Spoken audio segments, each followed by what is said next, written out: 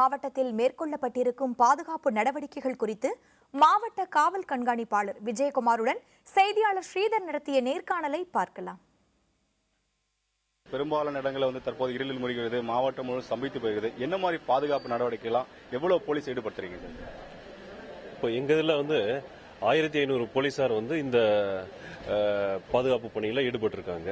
இதுல முக்கியமா rescue teams சொல்லிட்டு ஒரு 8 டீம்ஸ் ஒவ்வொரு முக்கியமான இடங்கள்ல நெய்வேலி, பண்ருட்டி, விருத்தாச்சலம், சிதம்பரம், கடலூர், குறிஞ்சிப்பாடி இந்த மாதிரி இடத்துல ரெஸ்கியூ டீம்ஸ் அவங்க அவங்க கிட்ட தேவையான அந்த லைஃப் ஜாக்கெட்ஸ், அந்த பொருட்களோட சப்போஸ் மரம் கீழே விழுந்துச்சுன்னா உடனடியாக டிராபிக் கிளியர் பண்றதுக்கு அந்த சா போன்ற பொருட்கள்லாம் வச்சுட்டு ரெஸ்கியூ டீம்ஸ் ரெடியா இருக்காங்க. அது இல்லாம நாங்க போட்ஸ் ஒரு 4 இடத்துல பார்க் பண்ணி வச்சிருக்கோம். இந்த போட் ஆபரேட்டர்ஸ், ஸ்விம்மர்ஸ் இவங்கெல்லாம் கூட வச்சிருக்கோம். எந்த இடத்துல சப்போஸ் ஒரு 5 அடி 6 அடி அந்த மாதிரி தண்ணி வர மாதிரி இடத்துல அந்த ரப்பர் போட் இருக்குது, அதே மாதிரி ஃபைபர் போட் இருக்குது. அந்த நம்ம ஸ்விம்மர்ஸோட வேரியஸ் பிளேசஸ்ல நிறுத்தி வச்சிருக்கோம். முக்கியமா கடலூர் அண்ட் குறிஞ்சிப்பாடி ஏரியால அதிகமா வெள்ளம் வரலாம்னு எதிர்பார்த்துட்டு இருக்கோம். சோஃபார் இதனால் வரைக்கும் சுமார் 40 பேர்கிட்ட மீட் இருக்கும். அதாவது கார்ல அடிச்சுட்டு போனவங்களோ அல்லது மரக்கிளையில தொங்கிட்டு இருக்கவங்க, இது மாதிரியானவங்களை ஒரு சுமார் 40 பேரை இந்த 4 நாட்களா மீட் இருக்கோம். எங்க பணி தொடர்ந்துட்டு இருக்குது. இன்னைக்கு வெள்ளம், இன்னைக்கு நேற்று கொஞ்சம் வெள்ளம் கம்மியாக தான் இருக்குது. ஸோ மீண்டும் இப்ப அறிவிப்பு, வானிலை அறிவிப்பு போர்காஸ்டிங் இருக்குது. நாளையில இருந்து அதிகரிக்கலாம் சொல்லிட்டு எங்க டீம்கள் ஸ்விம்மர்ஸ் எல்லாம் தயார் நிலையில இருக்காங்க. கடலூர் மாவட்டத்தில் போதுமான அதிகாரிகள் இருக்காங்களா? வெளி மாவட்டத்தில் ஏதாவது தேவையான கேட்டிருக்கீங்களா?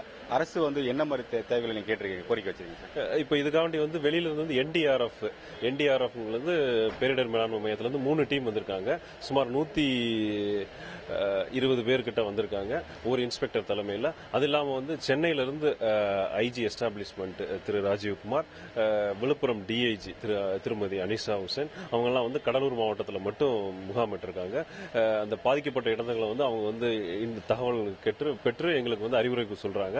அதன்படி நாங்க செயல்பட்டு இருக்கோம். மாவட்ட அட்மினிஸ்ட்ரேஷன், டிஸ்ட்ரிக்ட் கலெக்டர் அண்ட்